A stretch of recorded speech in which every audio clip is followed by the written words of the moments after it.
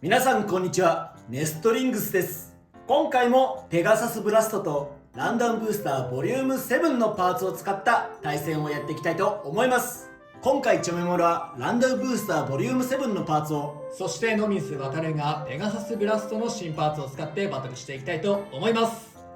それじゃあ早速やっていきましょう。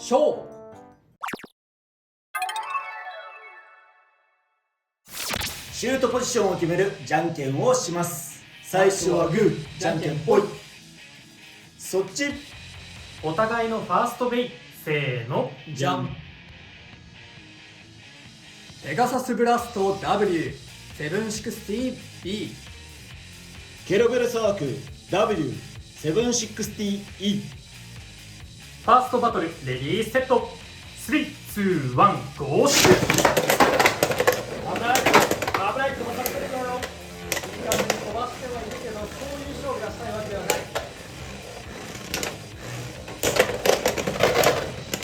い。なんとか防いではいるが、エレベートだから熱気がない感じはするね。ただスタミナ面が心もとないね。だいぶスタミナもがいいね。相手を寝かせるような姿勢にはなってる。まずいね。いいよいいよ。いやエレベートの姿勢がすごすぎる。スピンフィニッシュ、ペガサスブラストに1ポイント。よーし。いやー、寝たのがまずかったな。お互いのセカンドベイ、せーの、じゃん。ウィザードブレイブ A360LR。 ドランフレーム T160W。 セカンドバトル、レディーセット、3、2、1、ゴーシュー。いやー、当たってるポジションがよくない。いやー、グッドに裏スパしてもらえない。いやナイス。スピンフィニッシュ、ドランフレームに1ポイント。いい働きした。お互いのサードベイ、せーの、じゃん。トリケラプレス TR。 シルバーウルフ M85WB。 サードバトル、レディーセット、3、2、1、ゴーシュー。まずはカーブ真ん中から。やったー。やったー。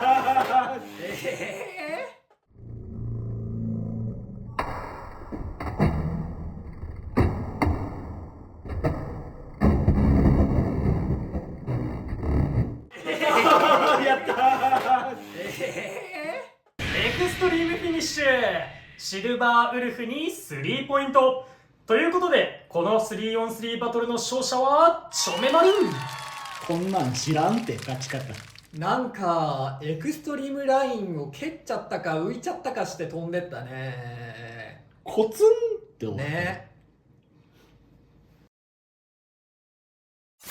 はい、というわけで 3on3 バトルやっていきましたが、いかがだったでしょうか。今回チュメマルはランダムブースターボリューム7のパーツを使った 3on3 デッキを使ったんだけど、2戦目で使ったフレームなんですけど、今回ターンをねアシストブレードに選んでウェッジにしたんですけど、ビットは最初はその3枚刃だからアタックでいけるかなと思ってラッシュとかローラッシュとかその辺で試していたんですけど、なんかでもアタックにしてはちょっと弱いなっていうのが個人的な感想だったので、ちょっと試しにウェッジを履かしてみたら意外となんかいいなと思って実際ねこの 3on3 バトルで使ったんですけど、う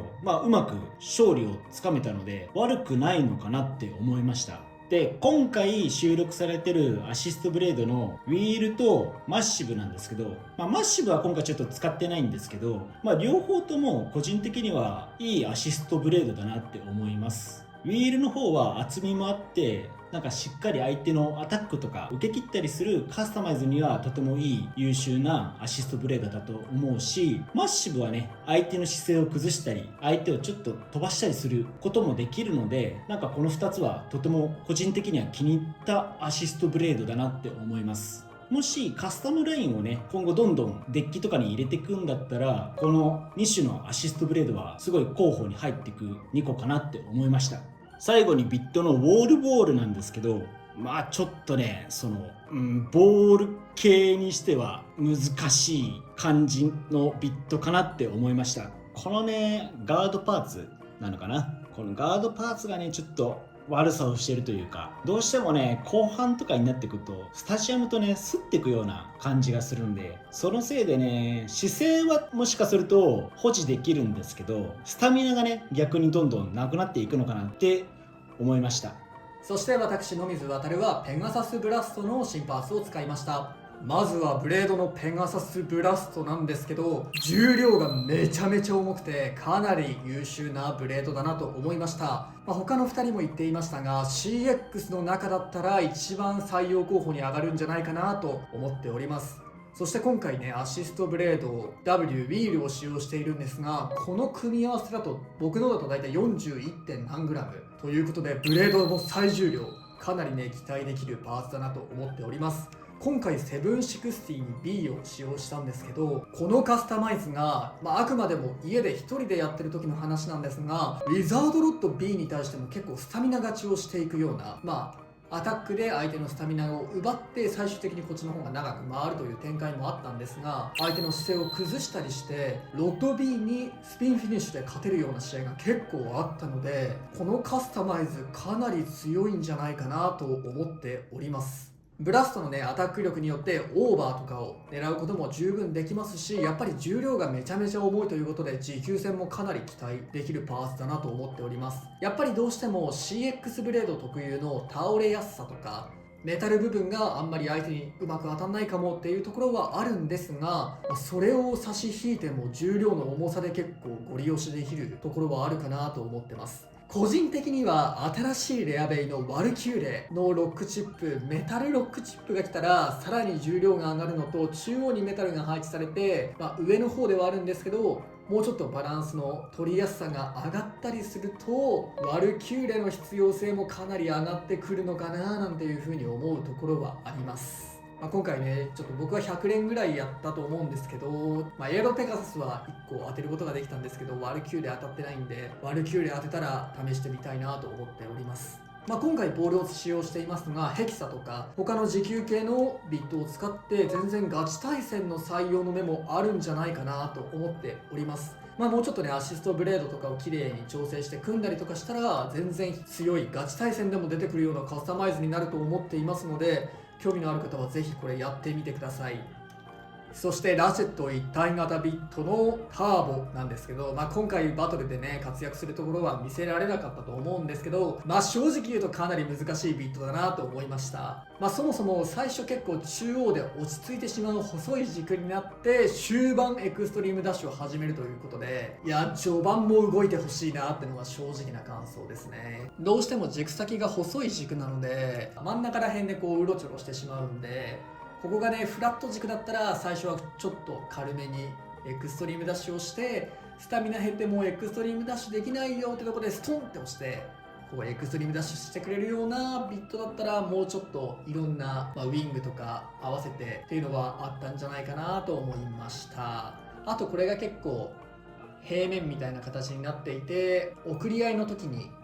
姿勢保持というか、ちょっと傾いても回れるっていうのと平面で姿勢保持できるかなと思ったんですけど、エレベートほどではないなっていうのは正直な感想でしたね。あと以前の動画でつぶやきさん太郎も話していたかと思うんですけど、中央でストンって落ちてしまった後にエクストリームダッシュを始めないっていうことがあって、その状態になっちゃうと本当にもう何も起こらないというか、ただただスタミナを減らしていってしまうだけなので、それが起きちゃうのもねちょっと難しいところだなと思いましたね。面白いとは思うんですけど、一戦級ではないのかなってのが今の、発売2日目ぐらいの正直な感想です。